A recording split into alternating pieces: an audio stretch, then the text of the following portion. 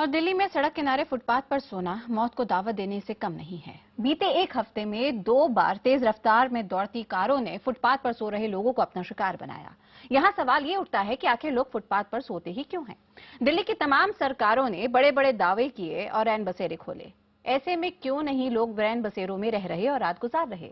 IBN 7 ने दिल्ली के रैन बसेरों का रियलिटी चेक किया। हमारे संवाददाता ने रात भर घूम घूम कर देखा कि किस रैन बसेरे में क्या दिक्कत है।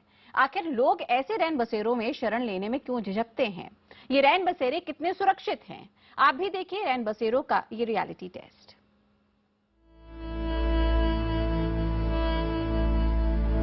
दिल्ली में महज हफ्ते भर में ही फुटपाथ पर अलग अलग घटनाओं में 2 लोगों की मौत जबकि 20 से भी ज्यादा लोग घायल हो चुके हैं। लगातार हो रही घटनाओं के बावजूद आलम यह है कि सड़कों के किनारे फुटपाथ पर भीड़ लगातार बढ़ती जा रही है, जबकि सरकार की तरफ से बनाए गए रैन बसेरे जहां बेसहारा लोगों के ठहरने का इंतजाम किया गया है वो खाली पड़े हैं। आखिर क्यों बेसहारा लोगों के लिए रात गुजारने के लिए बनाए गए रैन बसेरे अपने मकसद में कामयाब नहीं हो पा रहे? दिल्ली में बेसहारा लोगों की कैसे कटती है रात, ये जानने के लिए सबसे पहले IBN 7 ने दिल्ली के फुटपाथ का जायजा लिया। जैसे ही हमने अपना सफर शुरू किया, हमें फुटपाथ के किनारे एक शख्स की लाश मिली। रात के करीब 11 बज चुके हैं। यहाँ पर हम मौजूद हैं सीलमपुर इलाके में। सीलमपुर इलाका उत्तर पूर्वी दिल्ली में आता है। ये यहाँ पर एक फुटपाथ है, आप देख सकते हैं कि फुटपाथ है।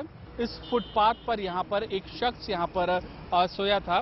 कुछ देर पहले इस शख्स की यहाँ पर इसी फुटपाथ पर मौत हो गई है और यहाँ पर अभी पुलिस यहाँ पर आई हुई है। पुलिस इस पूरे के पूरे मामले की तफ्तीश कर रही है। हकीकत यह है कि फुटपाथ के किनारे एक और शख्स ने यहाँ पर दम तोड़ दिया है और अगर रैन बसेरा होता या फिर वहाँ पर उचित व्यवस्था होती तो शायद इसकी जान बच सकती थी। जब पूरी दिल्ली आराम से अपने यहाँ पर बिस्तर में आराम से ज्यादातर लोग सो रहे होंगे, एक ऐसा नजारा है यहाँ पर। ये शख्स आप देख सकते हैं कि बिस्तर नहीं है, सड़क है यहाँ पर और सड़क के किनारे ये शख्स यहाँ पर पड़ा हुआ है। पीछे यहाँ से गाड़ियां आ रही हैं और इससे ठीक करीब आधा किलोमीटर पीछे रैन बसेरा है। वहां पर ये शख्स न सोकर यहाँ पर बेसुध हालत में ये शख्स पड़ा हुआ है। इस तरीके से लोग यहाँ पर फुटपाथ पर लेटे रहते हैं। सरकार ने उनके लिए बनाए हैं शेल्टर होम बनाए हैं, रैन बसेरे, वहां पर क्यों नहीं जाते हैं और इस तरीके से फुटपाथ पर क्यों पड़े रहते हैं? रैन बसेरे में ये कमी है, रैन बसेरे में सब दादागिरी दिखाते हैं। ठेके के जो आदमी है जो अद्दे पुए बिनते हैं वहाँ पे वो सब अपने धात जमा के रहते, जो टूटन जाते रहते बाकी उनको रहने में मजा नहीं आता। कोई दिक्कत है आप बताओ, कोई नहीं करते हैं, वो अपना निकल के बाहर। देखिए बहुत अहम चीज बोली कि कुछ रैन बसेरे में कुछ लोग जो बहुत समय से हैं वो दादागिरी भी यहाँ पर करते हैं। रैन बसेरों का सच जानने के लिए अब हमारी अगली मंजिल थी गांधीनगर। इस वक्त हम मौजूद हैं गांधीनगर इलाके में और रात के करीब 1 बज चुके हैं।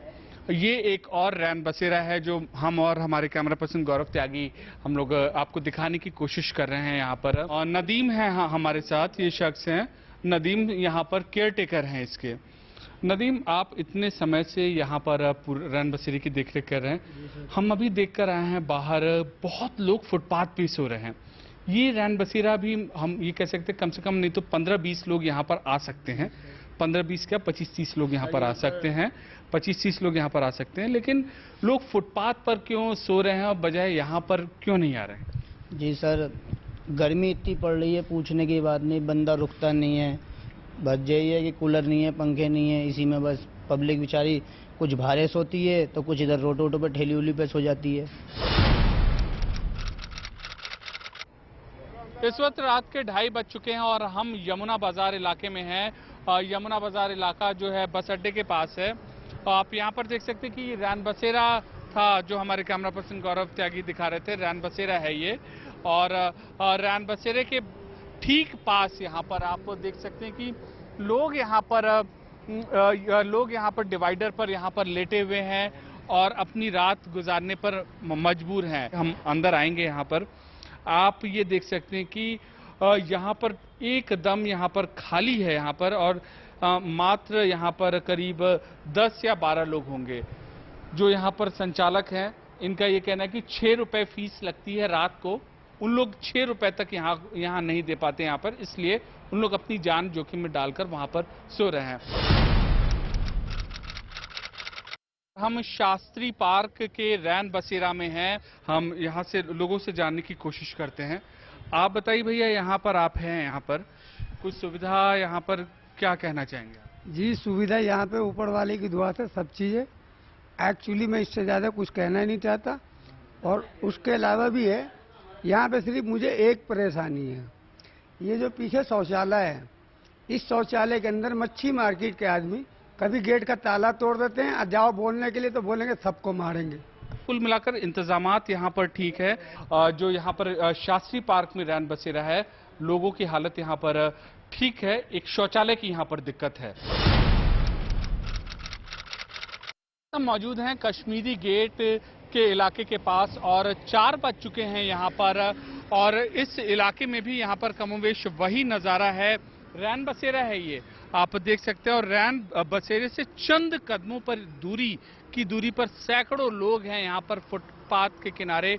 यहाँ पर अपनी जिंदगी रात गुजारने पर मजबूर हैं और भारी वाहन यहाँ से लगातार गुजर रहे हैं। खुदा न खास्ता अगर कोई वाहन अपनी जो उसकी गति है असंतुलित होती है तो कितना बुरा हादसा हो सकता है, आप खुद अंदाजा लगा सकते हैं। ये कई लोग हैं यहाँ पर फुटपाथ पर मौजूद हैं। यहाँ पर आपको दिखाने की कोशिश करते हैं। यहाँ पर रैन बसेरे के बाहर फुटपाथ पर सैकड़ों लोग थे और यहाँ पर चंद लोग हैं। यहाँ पर केयर टेकर हैं, यहाँ पर हम इनसे जानते हैं। भैया ये बताइए, बाहर इतने ज्यादा लोग हैं, अंदर क्यों नहीं लोग आ रहे हैं? अंदर इसीलिए नहीं आ रहे, सबको अपनी वो है, पैसे एक तो 6 रुपए लगते हैं, इस करके कुछ नहीं आते। और दूसरे कुछ लोग तो ऐसा है कि बारिश होने की उनको आदत, कहते हैं रैन बसेरे में नहीं जाएंगे, उसमें जूं हो जाती है या ये हो जाता है, कभी पैसे चोरी हो जाते हैं। आप बताइए सुविधा यहाँ पर और क्या क्या होनी चाहिए?